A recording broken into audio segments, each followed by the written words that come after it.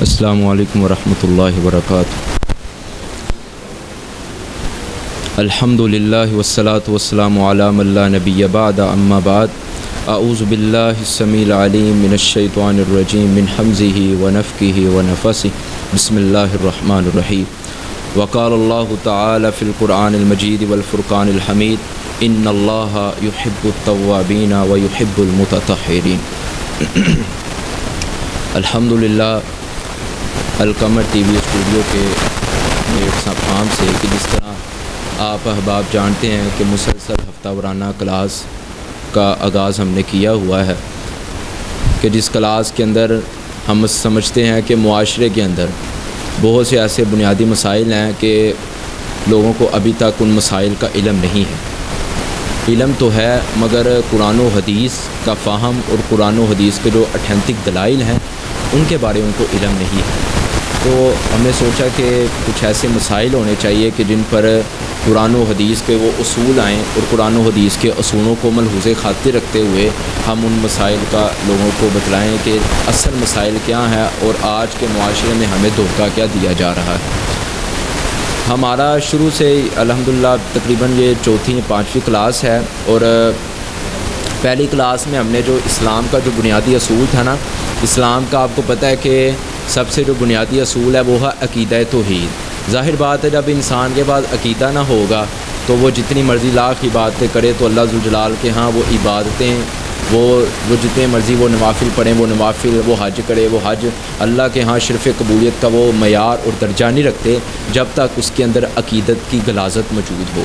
اسی طرح پھر ہم نے اس پہ بات کی، پھر ہم نے جو توحید کی ضد ہے جس کو شرک کہتے ہیں، پھر ہم نے اس کی اقسام بیان کی، پھر اس کے بعد ہم نے جو نماز ہے، نماز سے پہلے کیا چیزیں ضروری ہیں، وضو ہے، وہ نیت کا مسئلہ ہے، وضو کا طریقہ ہے۔ ہم نے پچھلی کلاس کے اندر وضو کا طریقہ بیان کیا تھا، اور اس کلاس کے اندر ہم غسل کا طریقہ بیان کریں گے۔ آپ کو پتہ ہوگا کہ بعض احباب اس طرح کے ہیں کہ وہ اپنی آخری عمروں کو پہنچ چکے ہیں، یعنی آخری عمروں کو پہنچ چکے ہیں، اور ان سے آپ پوچھیں کہ غسل کا طریقہ کیا ہے، وہ آپ کو کیا کہیں گے؟ وہ کہیں گے کہ واش روم کے اندر جائیں، وہ شاور چلائیں اور نہا کے باہر آ جائیں، یہ غسل ہو جاتا ہے۔ ان کو نہیں پتہ کہ پیارے پیغمبر محمد مجتبیٰ صلی اللہ علیہ وسلم کی 63 سالہ زندگی کے اندر پیارے پیغمبر نے غسل کا طریقہ کس طرح کیا ہے، صحابہ کو کس طرح سکھلایا ہے، صحابہ نے اپنی عملی زندگی میں آ کے اپنے شاگردوں کو کس طرح اس کی تعلیم دی ہے، وہ نہیں جانتے۔ اب نوجوان بھی ہے کہ جن کی شادیاں ہو چکی ہیں، ان کی اولاد ہے آگے، وہ مساجد میں آ کے وہ شرم محسوس کرتے ہیں کہ ہم حضرت صاحب سے جو ہمارے آئیڈیل ہیں، جو ہمارے مولوی صاحب ہیں، جو ہمارے قاری صاحب ہیں، ہم کس منہ کے ساتھ ان سے غسل کا طریقہ معلوم کریں؟ یعنی عوام شرم محسوس کرتی ہے آج، ہم غسل کا طریقہ کس طرح معلوم کریں؟ حضرات پہلی بات تو آپ یہ یاد رکھیں کہ 2 شرموں کے بارے محمد رسول اللہ نے بتلایا ہے۔ ایک تو شرم وہ ہے کہ جو انسان کو جنت کے رستے پر پہنچا دیتی ہے، اور ایک شرم وہ ہے کہ انسان لاکھ شرمیں کر لے، وہ شرم آخر کار اس کو جہنم کے دروازے تک پہنچا دیتی ہے۔ پہلی شرم یہ ہے کہ جس کے بارے اللہ ذوالجلال نے فرمایا ہے کہ جب آپ نے عورتوں کو دیکھنا ہے تو اپنی آنکھیں آپ نے دھیمی کر لینی ہے، اور اپنی آنکھوں سے ان کے جو زینب ہے، جو زینت ہے، ان کو نہیں آپ نے دیکھنا۔ اگر یہ انسان شرم رکھے، غیر محرم کو وہ نہیں دیکھتا، تو یہ شرم اس کو کل قیامت کے دن جنت میں داخل کر دے گی۔ ایک شرم وہ ہے کہ قرآن و حدیث کا اس کو علم ہی نہیں ہے، اس کو وضو کا طریقہ ہی نہیں آتا، غسل کا طریقہ ہی نہیں آتا، اس کے 3 اولادیں ہو چکی ہیں، آگے ان کی اولادیں ہیں، ابھی تک اس کو وہ غسل نہیں آتا کہ جو محمد رسول اللہ نے اپنی زندگی میں کیا ہے، تو وہ کہتا ہے کہ میں شرم محسوس کرتا ہوں۔ یہ شرم اس کو کل قیامت کے دن بلا آخر جہنم کے اندر داخل کر سکتی ہے، اور اس شرم سے بچنا چاہیے۔ دین کے اندر کوئی شرم نہیں ہے۔ اللہ ذوالجلال قرآن مجید میں فرماتے ہیں کہ اللہ خود مثال بیان کرنے میں، حق بیان کرنے میں اللہ شرماتا نہیں ہے۔ اللہ سورۃ البقرہ کے اندر فرماتے ہیں کہ اللہ ذوالجلال حق بیان کرتے وقت شرماتے نہیں ہیں۔ جب اللہ نہیں حق بیان کرتے وقت شرماتے ہیں تو ہمیں حق پوچھنے وقت بھی شرم آنی نہیں چاہیے۔ قرآن مجید میں اللہ ذوالجلال نے فرمایا ان اللہ یحب التوابین و یحب المتطہرین، اللہ ذوالجلال محبت کرتے ہیں توبہ کرنے والوں جو توبہ کرتے ہیں، اور ان لوگوں سے اللہ محبت کرتے ہیں جو پاک صاف پاکیزگی زندگی گزارتے ہیں۔ اب ہم نے آج کی کلاس میں غسل کا طریقہ معلوم کرنا ہے۔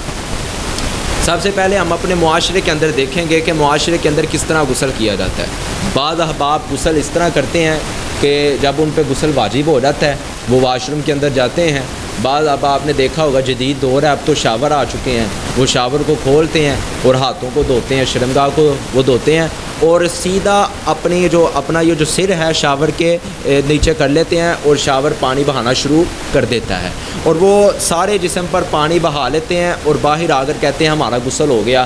احباب گرامی، یہ غسل کا طریقہ نہیں ہے، یہ غسل کا طریقہ یہ بالکل نہیں ہے۔ اب غسل کا طریقہ صحیح البخاری کے اندر حدیث نمبر 248 سیدنا اماں جی عائشہ جو پیغمبر کی زوجہ ہیں، امت کی ماں ہیں، رضی اللہ تعالی عنہا، آپ کو پتہ ہوگا کہ پیغمبر کی زندگی کے دو پہلو ہیں، ایک آپ کی گھر والی زندگی ہے اور ایک آپ کی باہر والی زندگی ہے۔ اگر گھر والی زندگی کی گواہی ملے گی تو امہات المؤمنین سے ملے گی، سیدنا حفصہ سے ملے گی، سیدنا ام کلثوم سے ملے گی، سیدنا عائشہ سے ملے گی۔ یہ جو پیغمبر کی ازواج ہیں یہ آپ کو پیغمبر کی گھر کی زندگی کے بارے بتلائیں گی۔ جب پیغمبر گھر سے باہر چلے جائیں گے، گھر سے باہر کی وہ گواہی دیں گے تو اصحاب نبی صلی اللہ علیہ وسلم دیں گے، سیدنا ابو بکر، سیدنا امیر معاویہ، حسن حسین، یہ تمام دیگر صحابہ پیغمبر کی باہر والی زندگی کی گواہی دیں گے۔ اب آپ کو پتہ ہے کہ جب انسان پہ غسل واجب ہو جاتا ہے تو یہ گھر والا مسئلہ ہے۔ اب گھر سے مسئلہ شروع ہوا ہے اور گھر سے جب مسئلہ شروع ہوا ہے تو ہماری ماں جی اماں جی عائشہ رضی اللہ تعالیٰ عنہ نے بتلا بھی دیا ہے، پوچھ بھی لیا ہے کہ اللہ کے رسول کس طرح غسل کرنا ہے۔ صحیح البخاری کے اندر حدیث ہے کہ رسول اللہ صلی اللہ علیہ وسلم نے فرمایا ان النبی صلی اللہ علیہ وسلم کان اذا اغتسل من الجنابہ، رسول اللہ صلی اللہ علیہ وسلم جنابت سے پاکی حاصل کرنے کے لیے جب غسل کرتے تھے سب سے پہلا کام کیا کرنا ہے؟ سب سے پہلا کام تو آپ نے بسم اللہ پڑھنی ہے۔ کیا کرنا ہے؟ بسم اللہ، ساتھ ساتھ ذرا بولتے نہیں، سب سے پہلے کیا کرنا ہے؟ بسم اللہ پڑھنی ہے۔ اور ایک یہ بھی اختلافی مسئلہ ہے، اب واش روم کے اندر ہم کھڑے ہیں، واش روم کے اندر ہم کھڑے ہیں، اب بعض لوگ کہتے ہیں وہاں بسم اللہ پڑھی جائے گی یا نہیں پڑھی جائے گی، یہ بھی ایک ہمارے معاشرے میں ایک پھیلا ہوا مسئلہ۔ محترم احباب گرامی، اس کا جواب یہ ہے کہ جب آپ نے واش روم کے اندر داخل ہونا ہے، جو رسول اللہ نے ہمیں دعا سکھلائی ہے، بسم اللہ اللہم انی اعوذ بک من الخبث والخبائث، اہل علم اور محدثین کہتے ہیں کہ جب آپ واش روم کے اندر داخل ہوتے وقت جو دعا پڑھتے ہیں وہی غسل کے وقت آپ کو کفایت کر جائے گی، دوبارہ پڑھنے کی ضرورت نہیں ہے۔ اور محدثین کہتے ہیں کہ جس کو بھول جائے، ظاہر بات ہے بعض بندوں کو بھول جاتا ہے، جب واش روم میں داخل ہوتے ہیں تو دعا کون سی پڑھنی چاہیے؟ دعا پڑھنی چاہیے بسم اللہ، وہ بھول گئے ہیں، اب وہ کیا کریں؟ اب انہوں نے غسل شروع کرنا ہے، اب بسم اللہ پڑھنی تو ضروری ہے۔ اب محدثین کہتے ہیں آپ کو پتہ ہے کہ واش روم ہے، واش روم میں بسم اللہ پڑھی درست نہیں ہے، پڑھنی درست نہیں۔ اب وہ کیا کرے گا؟ اپنے دل کے اندر بسم اللہ پڑھ لے، دل کے اندر بسم اللہ پڑھ لے۔ وہ کس طرح؟ زبان کے ساتھ وہ حرکت نہ دے، دل کے اندر وہ اپنے ذہن و دماغ میں یہ تصور رکھ کر بیٹھ جائے کہ میں شروع اللہ کے نام سے میں کرتا ہوں، دل کے اندر، زبان سے وہ الفاظ نہ بھی دے، علماء کہتے ہیں اس میں کوئی حرج نہیں ہے، اس کا غسل ہو جائے گا۔ اب سب سے پہلے تو یہ بھی مسئلہ حل ہو گیا۔ اس کے بعد آپ رسول مکرم کرتے تھے بادہ فغسل یدیہ، نبی علیہ السلام دائیں ہاتھ سے چلو، آپ کو پتہ ہے کہ رسول اللہ صلی اللہ علیہ وسلم نے فرمایا ہے کہ پانی ہے نا، جو پانی ہے، جو برتن ہے، سیدھا برتن کے اندر ہاتھ نہیں آپ نے ڈالنا۔ آپ کو پتہ ہوگا رسول اللہ صلی اللہ علیہ وسلم کی حدیث ہے، بڑی مشہور حدیث ہے، رسول اللہ نے فرمایا جب انسان سو کر بیدار ہوتا ہے تو اس کو چاہیے کہ پہلے اپنے ہاتھوں کو دھوئے پھر برتن کے اندر داخل کرے۔ این باتت یدہ، اس کو کیا پتہ کہ اس کے ہاتھ نے رات کہاں گزاری ہے؟ آپ کو پتہ ہے رات کو ہاتھ کہیں بھی اس کا جسم کے کسی بھی حصے میں محسوس ہو جاتا ہے تو اس کو چاہیے کہ سب سے پہلے کیا کرے؟ اپنے ہاتھوں کو کس طرح دھوئے؟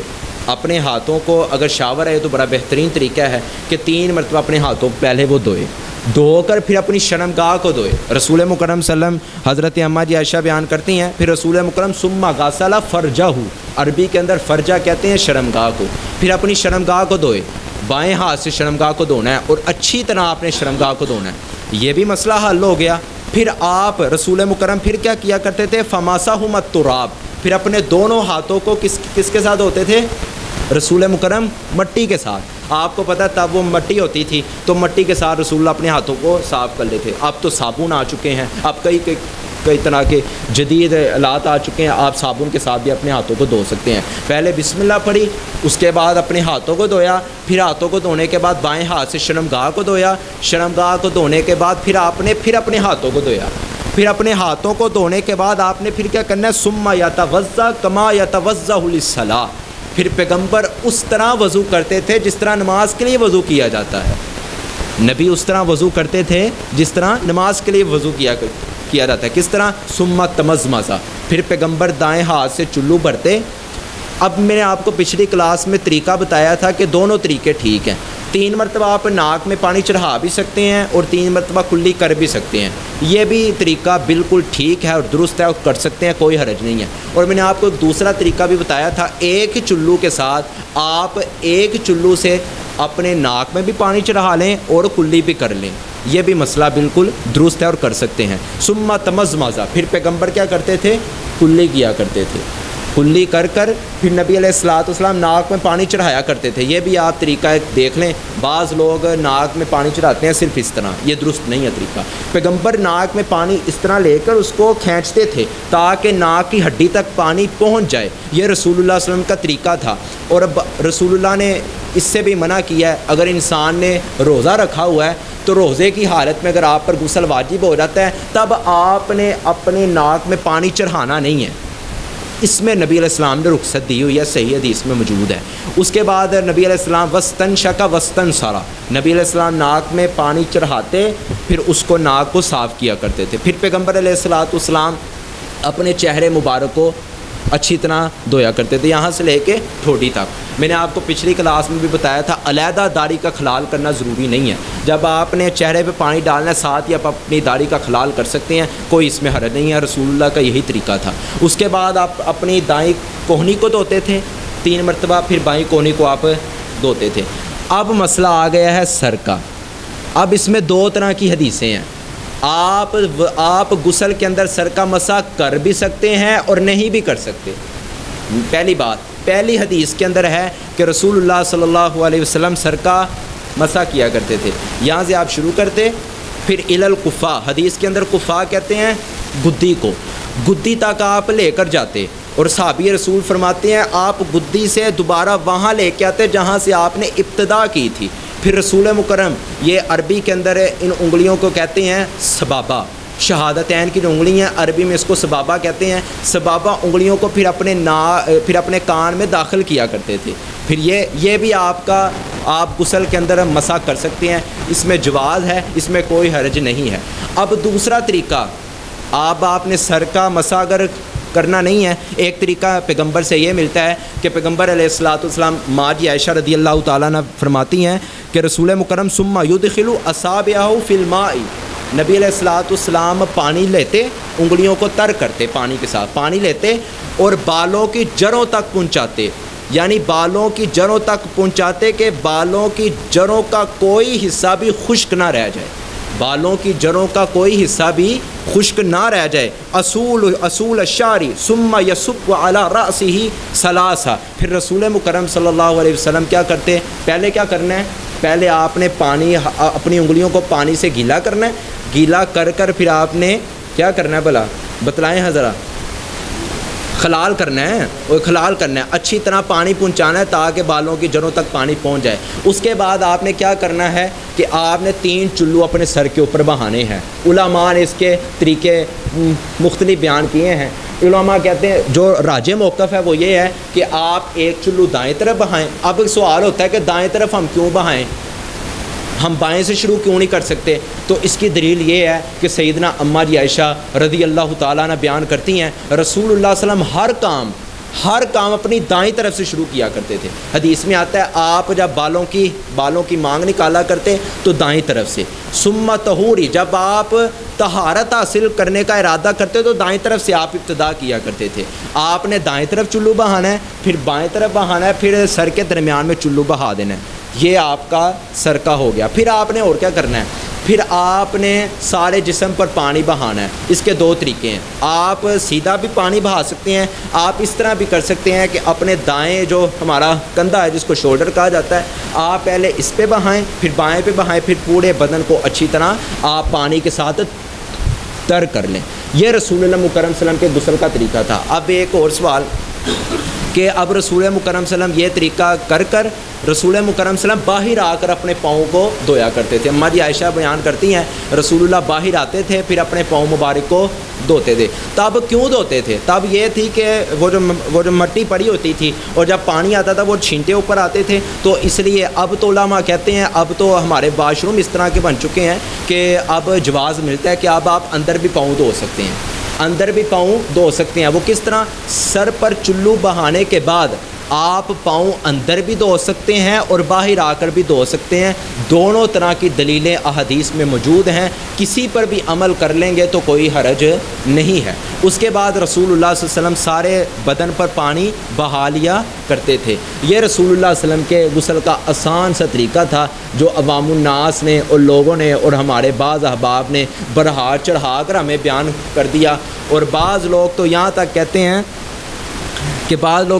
کہ غسل کے اندر سر پر جو چلو بہائے جاتے ہیں اس کا جواز کہیں نہیں ملتا۔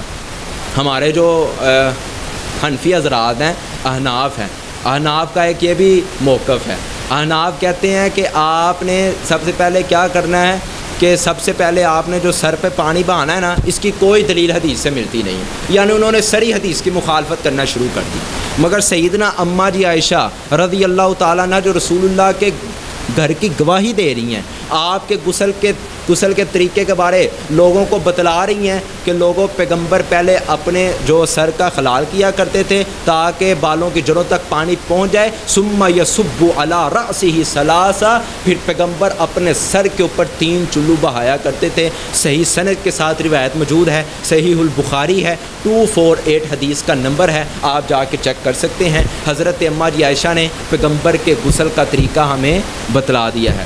اب سوال یہ پیدا ہوتا ہے، اب ہم نے غسل تو یہ کر لیا، اب پاؤں بھی ہم نے دھو لیے، اب ہمارا غسل ہو گیا ہمارا غسل، اب ہم باہر آ گئے ہیں، اب ہم نے نماز پڑھنی ہے، تو کیا اب ہم نماز کے لیے علیحدہ وضو کریں گے؟ نہیں جی، آپ نے واش روم کے اندر، باتھ روم کے اندر آپ نے وضو کر لیا ہے، اب آپ کو وہی وضو نماز کے لیے کفایت کر جائے گا، آپ کو باہر آ کر دوبارہ وضو کرنے کی ضرورت نہیں ہے۔ صحیح سند کے ساتھ روایت موجود ہے، رسول اللہ صلی اللہ علیہ وسلم اندر ہی وضو کیا کرتے تھے، ساتھ غسل کرتے اور باہر آ کر صحابہ کو اسی طرح نماز پڑھا دیا کرتے تھے۔ یہ حدیث صحیح البخاری میں موجود ہے۔ ہاں، ایک مسئلہ بہت اہم ہے، اگر کوئی شخص غسل کرتے وقت اس کا ہاتھ شرمگاہ کو لگ جاتا ہے، اس نے شرمگاہ کو پکڑ لیا یا کسی طریقے سے ہاتھ اس کا لگ گیا، اس کا غسل برقرار رہے گا، وضو اس کا ٹوٹ جائے گا۔ بعض ہمارے حنفی حضرات کہتے ہیں کہ جب شرمگاہ کو ہاتھ چھو گیا، آپ کا غسل بھی گیا، آپ کا وضو بھی گیا، اب اس کو دوبارہ وضو اور غسل کرنا پڑے گا۔ اور بھائی دین میں کوئی سختی نہیں ہے۔ حضرت ماں جی عائشہ بیان کرتی ہیں رسول اللہ صلی اللہ علیہ وسلم نے فرمایا اگر غسل کرتے وقت شرمگاہ کو ہاتھ آپ کا لگ گیا ہے تو آپ کا وضو ٹوٹ جائے گا، غسل آپ کا برقرار رہے گا۔ اب آپ نے کرنا کیا ہے؟ باہر آ کر آپ وضو کر کے نماز پڑھ لیں، دوبارہ غسل کرنے کی ضرورت نہیں ہے۔ یہ رسول اللہ صلی اللہ علیہ وسلم کا طریقہ ہے۔ اور ایک آپ کو اہم مسئلے کی طرف یہ بھی میں نشاندہی کروں کہ عورتوں کا مسئلہ۔ اب عورتیں کیا غسل کے درمیان جب غسل کرتی ہیں تو انہوں نے بعض اوقات منڈیاں باندھی ہوتی ہیں، چٹکیاں کی ہوتی ہیں بالوں کی، تو اب وہ کھولیں گی یا نہیں کھولیں گی؟ محترم احباب گرامی، رسول اللہ صلی اللہ علیہ وسلم نے رخصت دی ہوئی ہے۔ رسول اللہ صلی اللہ علیہ وسلم نے فرمایا جب عورت غسل کرے اور عورت جب غسل کرتی ہے تو اس کے بالوں کی جو چٹکیاں جو منڈیاں بندھی ہوتی ہیں تو اس کو کھولنے کی ضرورت نہیں ہے، رخصت دی ہے۔ پیغمبر فرماتے ہیں اس کو چاہیے کہ 3 چلو بہا کر اچھے سے اپنی منڈیوں کے جو بالوں کی جڑیں ہیں اس کو تر کر لے، رخصت ہے۔ ہاں، ایک وجہ سے وہ بالوں کی منڈیاں کھولے گی اور ضروری ہیں، وہ ہے پیریڈ کے ایام کے اندر۔ جب عورت جو اس کے پیریڈ کے ایام ہوتے ہیں، جب عورت اس سے فارغ ہو کر غسل کرے گی تو پھر پیغمبر نے فرمایا اس کے لیے ضروری ہے کہ وہ اپنے بالوں کی منڈیاں کھول کر بالوں کی جڑوں تک پانی پہنچائے۔ یہ غسل کا طریقہ تھا جو رسول مکرم صلی اللہ علیہ وسلم سے منقول ہے۔ اس کے علاوہ جتنے بھی طریقے معاشرے نے نکالے ہوئے ہیں، مالکی ہے، شافعی ہے، حنبلی ہے، جس طرح نماز کے طریقے نکلے ہوئے ہیں، یہ سب رسول مکرم کے دین کے ساتھ خلاف ورزی ہے اور دھوکہ ہے۔ رسول مکرم صلی اللہ علیہ وسلم نے فرمایا من عمل عملا لیس علیہ امرنا فہو رد من احدث فی امرنا ھذا ما لیس منہ فہو رد۔ جس نے ہمارے دین کے اندر ایسی نیا طریقہ ایجاد کیا کہ ہماری شریعت کی، ہمارے محمد رسول اللہ کی ذات اقدس کی اس عمل کے اوپر، اس عقیدت کے اوپر اور اس کام کے اوپر اگر مہر نہیں ہے، وہ اگر تہامہ اور احد کے پہاڑ جتنا بھی عمل ہو، اللہ کے ہاں شرف قبولیت کے درجے اور معیار تک نہیں پہنچ سکتا۔ یہ غسل کا طریقہ تھا، اور کچھ احباب بھائیوں نے یہ سوال کیے ہیں